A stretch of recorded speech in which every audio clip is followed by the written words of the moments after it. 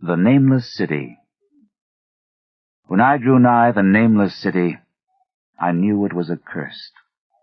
I was traveling in a parched and terrible valley under the moon, and afar I saw it protruding uncannily above the sands as parts of a corpse may protrude from an ill-made grave.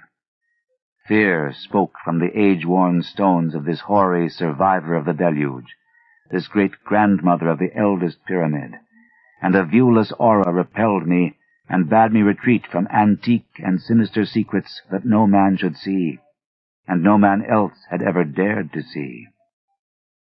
Remote in the desert of Araby lies the Nameless City, crumbling and inarticulate, its low walls nearly hidden by the sands of uncounted ages.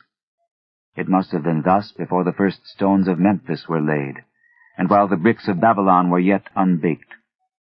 There is no legend so old as to give it a name, or to recall that it was ever alive, but it is told of in whispers around campfires, and muttered about by grand dames in the tents of sheiks, so that all the tribes shun it without wholly knowing why.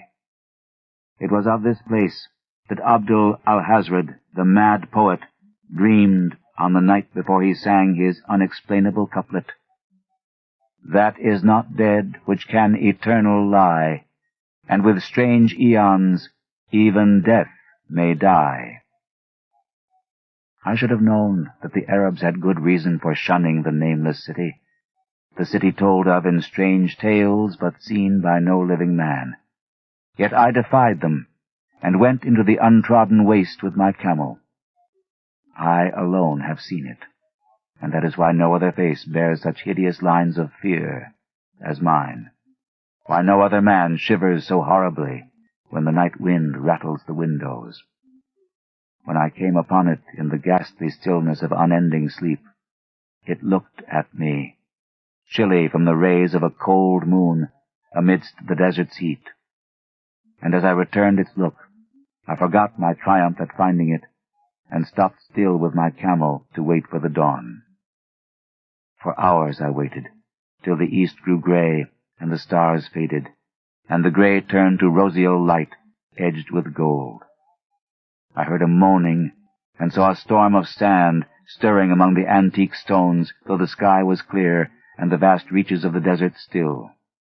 Then suddenly, above the desert's far rim, came the blazing edge of the sun, seen through the tiny sandstorm which was passing away, and in my fevered state I fancied that from some remote depth there came a crash of musical metal to hail the fiery disk, as Memnon hails it from the banks of the Nile.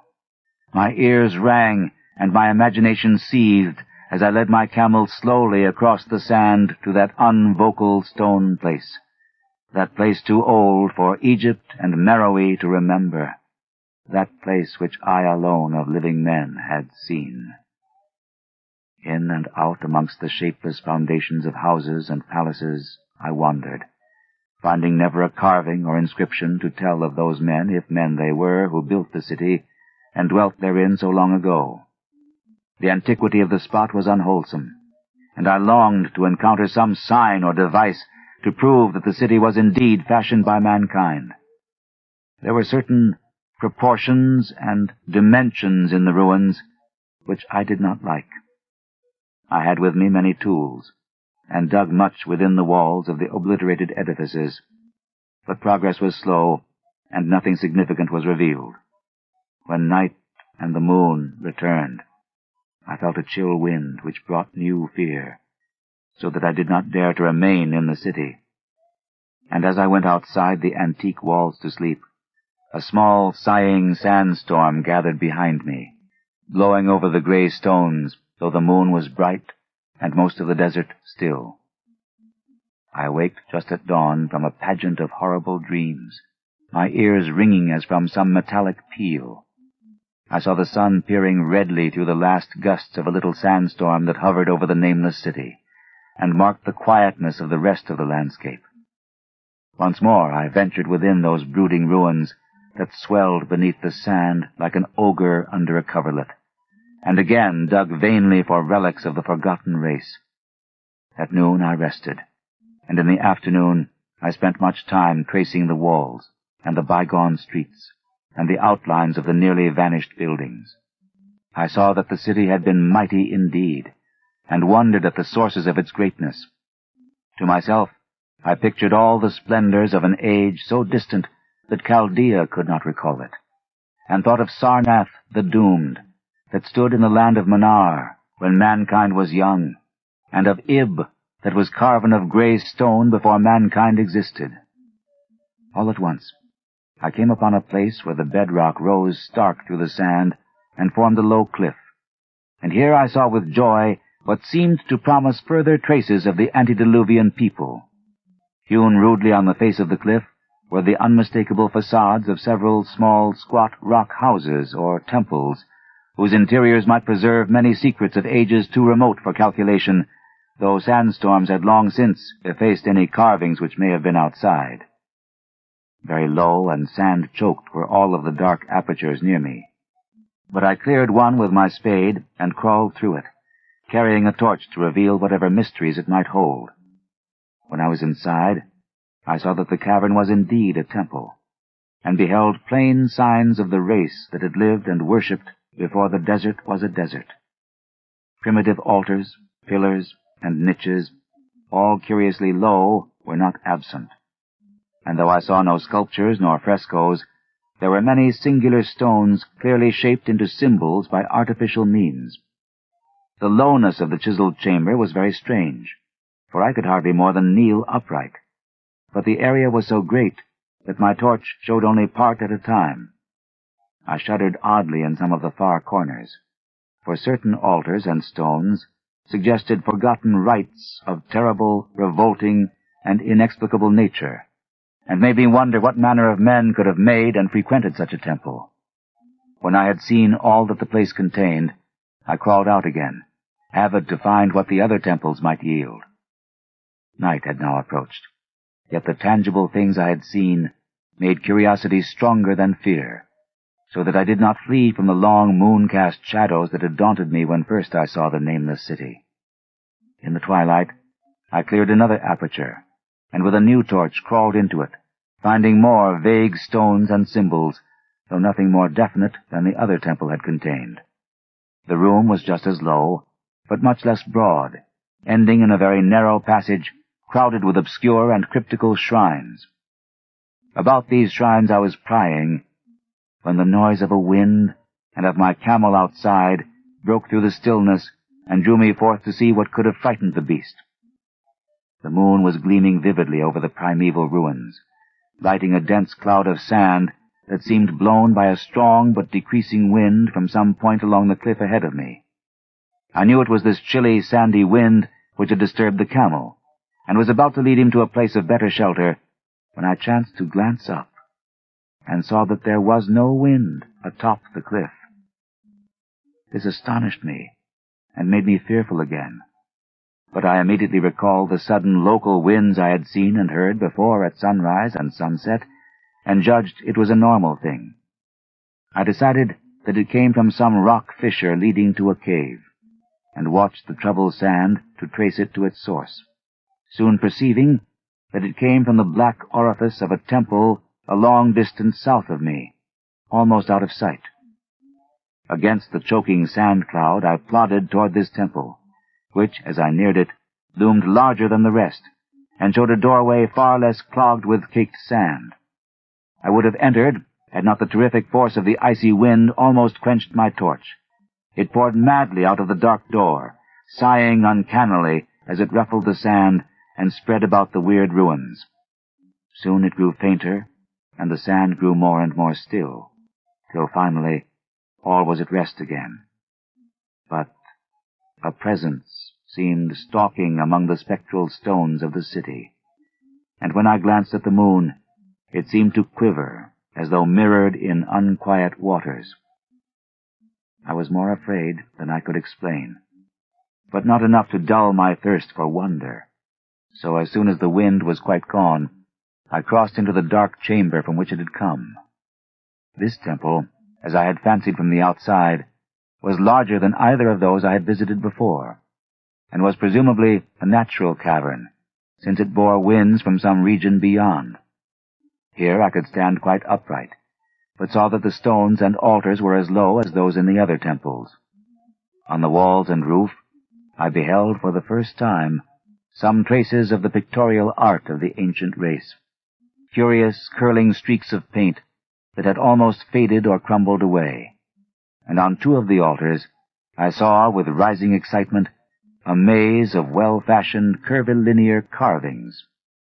As I held my torch aloft, it seemed to me that the shape of the roof was too regular to be natural, and I wondered what the prehistoric cutters of stone had first worked upon. Their engineering skill must have been vast.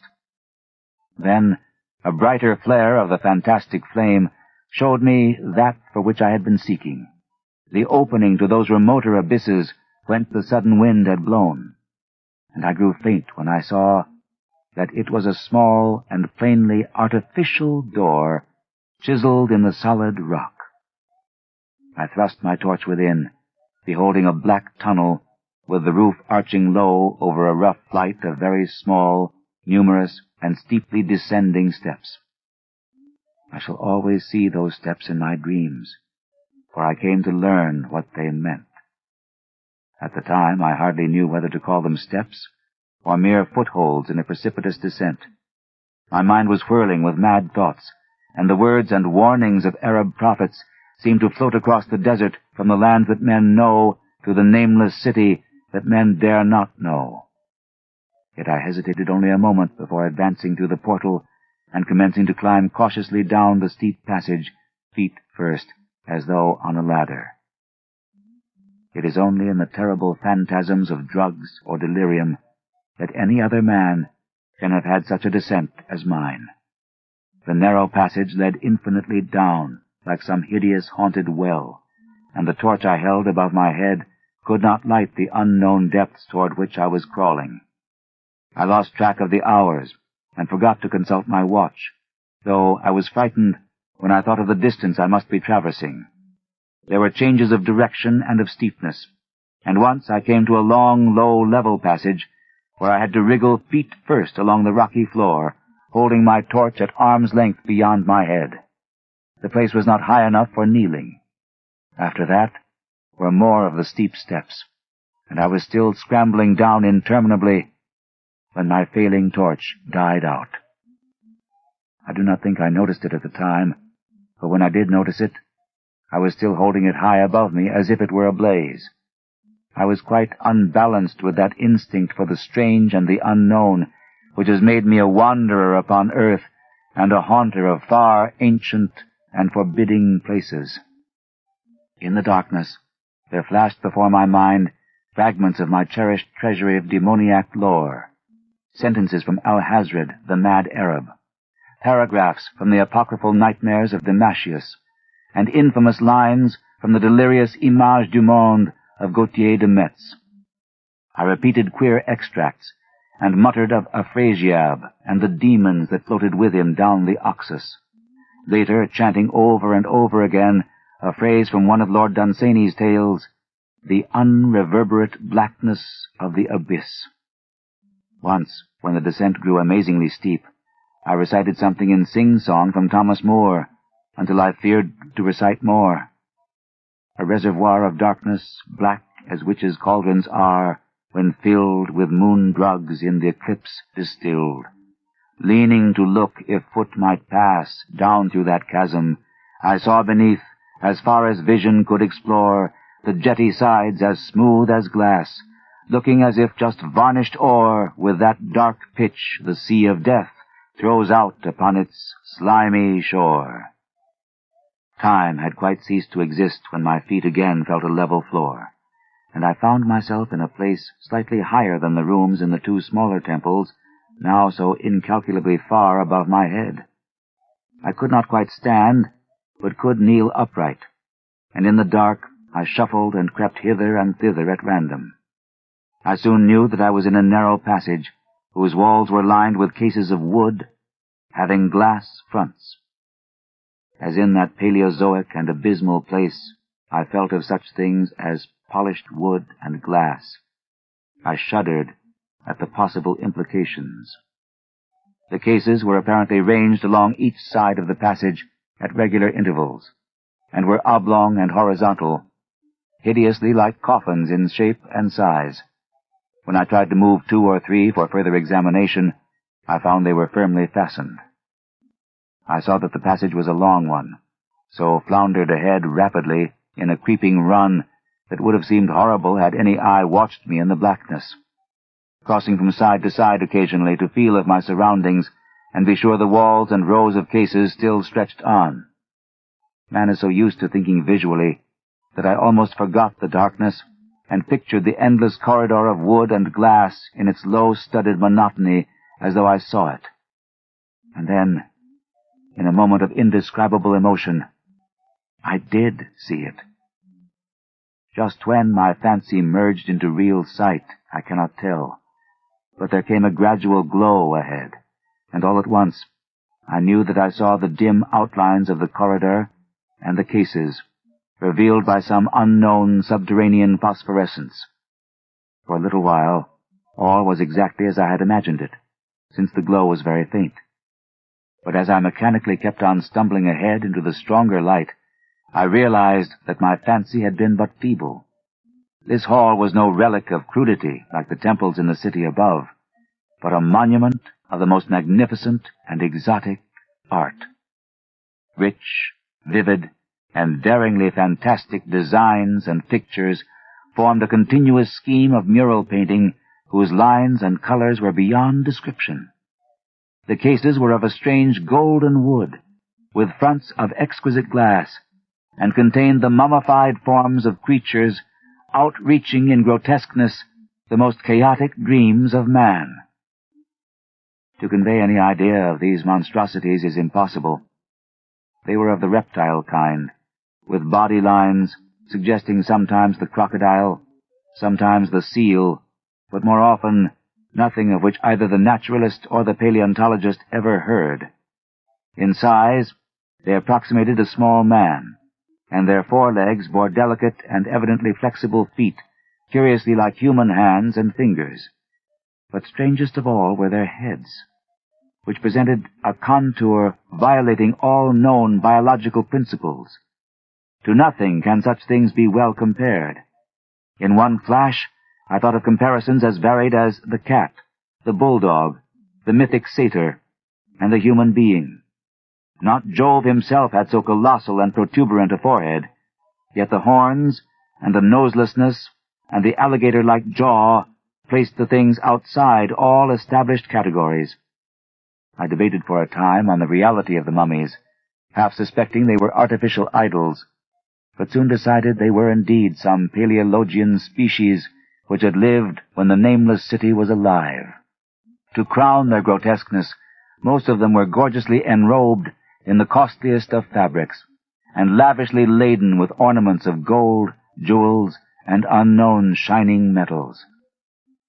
The importance of these crawling creatures must have been vast, for they held first place among the wild designs on the frescoed walls and ceiling. With matchless skill had the artist drawn them in a world of their own, wherein they had cities and gardens fashioned to suit their dimensions. And I could not but think that their pictured history was allegorical, perhaps showing the progress of the race that worshipped them. These creatures, I said to myself, were to the men of the Nameless City what the she-wolf was to Rome, or some totem beast is to a tribe of Indians. Holding this view, I thought I could trace roughly a wonderful epic of the Nameless City, the tale of a mighty sea-coast metropolis that ruled the world before Africa rose out of the waves, and of its struggles as the sea shrank away, and the desert crept into the fertile valley that held it. I saw its wars and triumphs, its troubles and defeats, and afterward its terrible fight against the desert, when thousands of its people, here represented in allegory by the grotesque reptiles, were driven to chisel their way down through the rocks in some marvelous manner to another world whereof their prophets had told them. It was all vividly weird and realistic, and its connection with the awesome descent I had made was unmistakable. I even recognized the passages. As I crept along the corridor toward the brighter light, I saw later stages of the painted epic, the leave-taking of the race that had dwelt in the Nameless City and the valley around for 10 million years, the race whose souls shrank from quitting scenes their bodies had known so long, where they had settled as nomads in the earth's youth, hewing in the virgin rock those primal shrines at which they never ceased to worship. Now that the light was better, I studied the pictures more closely, and remembering that the strange reptiles must represent the unknown men, pondered upon the customs of the Nameless City. Many things were peculiar and inexplicable. The civilization, which included a written alphabet, had seemingly risen to a higher order than those immeasurably later civilizations of Egypt and Chaldea. Yet there were curious omissions. I could, for example, find no pictures to represent deaths or funeral customs, save such as were related to wars, violence, and plagues. And I wondered at the reticence shown concerning natural death. It was as though an ideal of earthly immortality had been fostered as a cheering illusion. Still nearer the end of the passage were painted scenes of the utmost picturesqueness and extravagance, contrasted views of the Nameless City in its desertion and growing ruin, and of the strange new realm or paradise to which the race had hewed its way through the stone. In these views, the city and the desert valley were shown always by moonlight, a golden nimbus hovering over the fallen walls and half revealing the splendid perfection of former times, shown spectrally and elusively by the artist. The paradisal scenes were almost too extravagant to be believed, portraying a hidden world of eternal day, filled with glorious cities and ethereal hills and valleys. At the very last, I thought I saw signs of an artistic anticlimax. The paintings were less skillful, and much more bizarre than even the wildest of the earlier scenes. They seemed to record a slow decadence of the ancient stock, coupled with a growing ferocity toward the outside world from which it was driven by the desert. The forms of the people, always represented by the sacred reptiles, appeared to be gradually wasting away, though their spirit, as shown hovering about the ruins by moonlight, gained in proportion. Emaciated priests, displayed as reptiles in ornate robes, cursed the upper air and all who breathed it. And one terrible final scene showed a primitive-looking man, perhaps a pioneer of ancient Irem, the city of pillars, torn to pieces by members of the elder race. I remembered how the Arabs fear the Nameless City, and was glad that beyond this place the gray walls and ceiling were bare. As I viewed the pageant of mural history, I had approached very closely the end of the low-ceilinged hall, and was aware of a great gate, through which came all of the illuminating phosphorescence. Creeping up to it, I cried aloud in transcendent amazement at what lay beyond. For instead of other and brighter chambers, there was only an illimitable void of uniform radiance, such as one might fancy when gazing down from the peak of Mount Everest upon a sea of sunlit mist. Behind me was a passage so cramped that I could not stand upright in it. Before me was an infinity of subterranean effulgence. Reaching down from the passage into the abyss was the head of a steep flight of steps, small, numerous steps like those of the black passages I had traversed. But after a few feet, the glowing vapors concealed everything. Swung back open against the left-hand wall of the passage was a massive door of brass, incredibly thick and decorated with fantastic bas-reliefs, which could, if closed, shut the whole inner world of light away from the vaults and passages of rock. I looked at the steps, and for the nonce dared not try them. I touched the open brass door, and could not move it. Then I sank prone to the stone floor, my mind aflame with prodigious reflections which not even a death-like exhaustion could banish.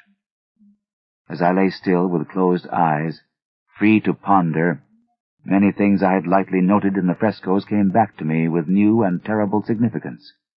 Scenes representing the Nameless City in its heyday, the vegetation of the valley around it, and the distant lands with which its merchants traded.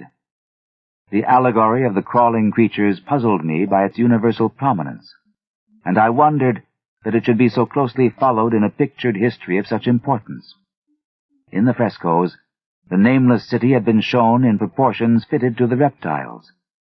I wondered what its real proportions and magnificence had been, and reflected a moment on certain oddities I had noticed in the ruins. I thought curiously of the lowness of the primal temples and of the underground corridor, which were doubtless hewn thus out of deference to the reptile deities there honored, though it perforce reduced the worshippers to crawling. Perhaps the very rites had involved the crawling in imitation of the creatures. No religious theory, however, could easily explain why the level passage in that awesome descent should be as low as the temples, or lower, since one could not even kneel in it. As I thought of the crawling creatures, whose hideous, mummified forms were so close to me, I felt a new throb of fear. Mental associations are curious, and I shrank from the idea that, except for the poor, primitive man torn to pieces in the last painting, mine was the only human form amidst the many relics and symbols of primordial life.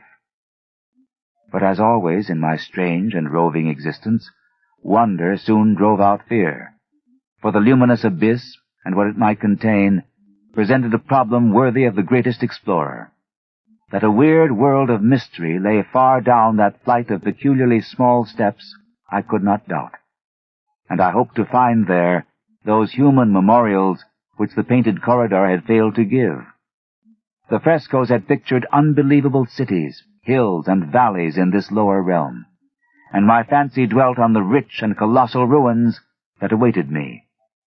My fears, indeed, concerned the past rather than the future.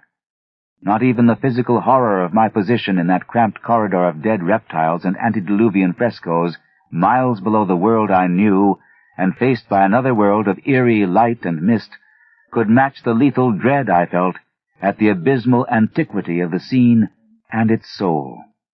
An ancientness so vast that measurement is feeble seemed to leer down from the primal stones and rock-hewn temples in that nameless city, while the very latest of the astounding maps in the frescoes showed oceans and continents that man has forgotten, with only here and there some vaguely familiar outline. Of what could have happened in the geological eons since the paintings ceased, and the death-hating race resentfully succumbed to decay, no man might say. Life had once teemed in these caverns, and in the luminous realm beyond. Now I was alone with vivid relics, and I trembled to think of the countless ages through which these relics had kept a silent and deserted vigil. Suddenly, there came another burst of that acute fear which had intermittently seized me ever since I first saw the terrible valley and the nameless city under a cold moon, and despite my exhaustion, I found myself starting frantically to a sitting posture and gazing back along the black corridor toward the tunnels that rose to the outer world. My sensations were much like those which had made me shun the nameless city at night, and were as inexplicable as they were poignant. In another moment, however, I received a still greater shock in the form of a definite sound, the first which had broken the utter silence of these tomb-like depths. It was a deep, low moaning, as of a distant throng of condemned spirits, and came from the direction in which I was staring. Its volume rapidly grew, till soon it reverberated frightfully through the low passage, and at the same time I became conscious of an increasing draught of cold air, likewise flowing from the tunnels and the city above. The touch of this air seemed to restore my balance, for I instantly recalled the sudden gusts which had risen around the mouth of the abyss each sunset and sunrise, one of which had indeed served to reveal the hidden tunnels to me. I looked at my watch, and saw that sunrise was near, so braced myself to resist the gale which was sweeping down to its cavern home as it had swept forth at evening. My fear again waned low, since a natural phenomenon tends to dispel broodings over the unknown. More and more madly poured the shrieking, moaning night wind into that gulf of the inner earth. I dropped prone again, and clutched vainly at the floor for fear of being swept bodily through the open gate into the phosphorescent abyss. Such fury I had not expected, and as I grew aware of an actual slipping of my form toward the abyss, I was beset by 1,000 new terrors of apprehension and imagination. The malignancy of the blast awakened incredible fancies. Once more I compared myself shudderingly to the only other human image in that frightful corridor, the man who was torn to pieces by the nameless race, for in the fiendish clawing of the swirling currents there seemed to abide a vindictive rage all the stronger because it was largely impotent. I think I screamed frantically near the last. I was almost mad, but if I did so, my cries were lost in the hell-born babel of the howling wind wraiths. I tried to crawl against the murderous invisible torrent, but I could not even hold my own as I was pushed slowly and inexorably toward the unknown world. Finally, reason must have wholly snapped, for I fell to babbling over and over that unexplainable couplet of the mad Arab Alhazred, who dreamed of the nameless city. That is not dead which can eternal lie, and with strange eons even death may die. Only the grim, brooding desert gods know what really took place, what indescribable struggles and scrambles in the dark I endured, or what Abaddon guided me back to life, for I must always remember and shiver in the night wind till oblivion or worse claims me. Monstrous, unnatural, colossal was the thing, too far beyond all the ideas of man to be believed, except in the silent, damnable small hours when one cannot sleep. I have said that the fury of the rushing blast was infernal, cacodemoniacal, and that its voices were hideous with the pent-up viciousness of desolate eternities.